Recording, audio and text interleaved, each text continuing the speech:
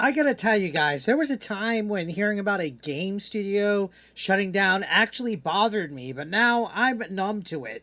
Why should I care when so many of these teams are filled with people who seem to have a contempt, an open contempt for gamers and the very community they claim to serve, the people that they make video games for? So, this is the latest studio shutdown here. EA just canned their upcoming Black Panther game and shut down the developer Cliffhanger Games. And honestly, I'm not surprised. We should have seen this coming. This project was already surrounded by controversy thanks to some of the developers' own public behavior and statements, some of which have triggered a media meltdown if the roles were reversed. You know, if we had anybody that was right leaning or anybody that wasn't part of the industry of this whole woke progressive side that has infected video games, the media would have attacked them.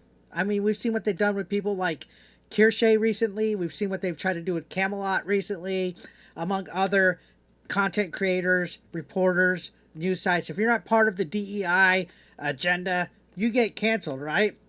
So anytime that these developers eventually shut down, they blame gamers instead of their own mistakes. Instead of them saying stuff against white people or male gamers or just in general just holding this hatred for gamers, it's always their fault, right? It's never the person that said the weird, crazy, woke stuff's fault. It's never the studio's fault. It's the gamers, the consumer's fault.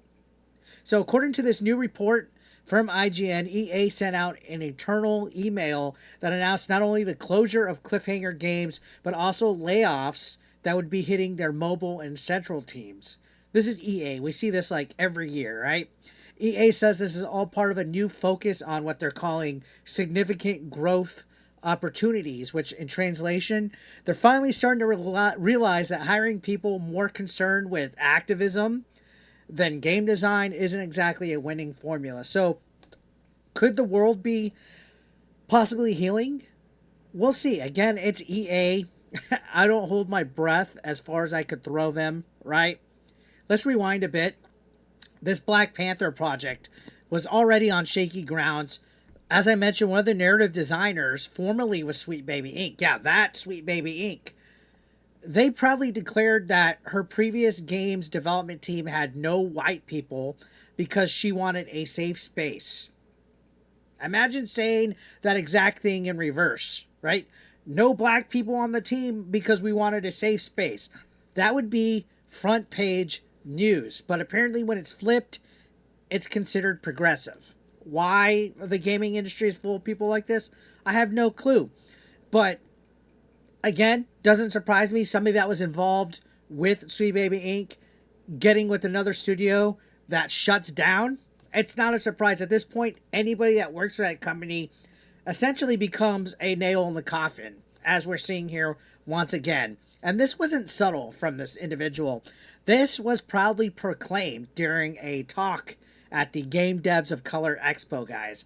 They said the only way to feel safe was to be surrounded by people just like her. And that's not diversity, guys. That's literally building an ideological bubble. And now people are shocked that the studio's getting the axe. No, nobody wanted this game anyway.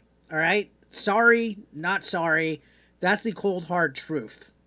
And this whole diversity through exclusivity doesn't work. All right? To quote Hulk Hogan, it doesn't work for me, brother. There's the narrative that this game would have somehow elevated the genre, that it was going to be bold and groundbreaking, you know, the buzzwords. How would it be bold, right? How would Black Panther been bold? By staffing it with ideologies, people that treat game development like a social experiment, people that are focused on political narratives instead of actually entertaining their consumers. Because based on what we know about the folks that were leading this thing, they seem more focused again on virtue signaling than making a compelling superhero game. And that seems to be the pattern and the case with most studios now. I mean, look at Concord, look at Fair Games, look at Dustborn, look at Avowed, Assassin's Creed Shadow. I mean, do we go down the list of games that have been a complete failure this past year? And of course, I'm not sure everyone at Cliffhanger was on board with this nonsense, right? But there was another lead writer on this project that also gave a talk at GDC recently about using simple language in scripts and embracing Tumblr speak. And they were proudly advertising their work on this game just days ago, and now poof, gone. And the internet's reaction is just basically like, oh no, anyway, and just forgetting about it. So yeah, again, I'm sure not everyone that was working at Cliffhangers like this. Imagine just wanting to do your job and not wanting to get involved in the culture war, but all the leads at your job are focused on nonsense like racism and progressiveness and LGBTQ and DEI. Instead of just making a good game, you lose your job, right? There was probably a few people who just wanted to make a great game, who loved Black Panther, who loved Marvel, and were genuinely excited to contribute something awesome. But unfortunately, their work was overshadowed by activists that masquerade as developers. And let's be real, though, we're talking about Sweet Baby Inc.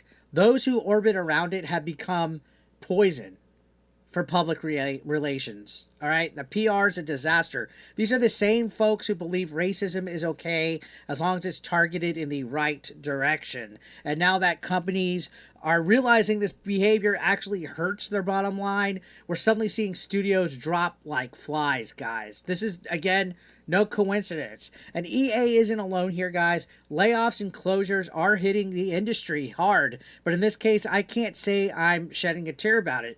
This project, again, was already dragging its feet. It was marred with baggage. And frankly, with that Captain America and Black Panther Rise of Hydra still set to release, did we really need another Marvel game spinning its wheels?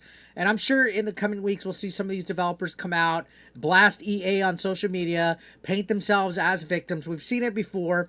The gamers would be at fault. The chuds would be to blame.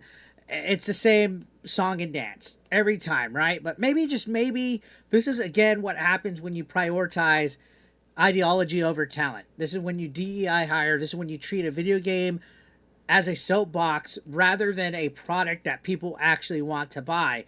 When are they going to learn the lessons right here? So yeah, Black Panther's canceled, Cliffhanger's gone, and as harsh as it sounds, nothing of value was lost. Nothing of value.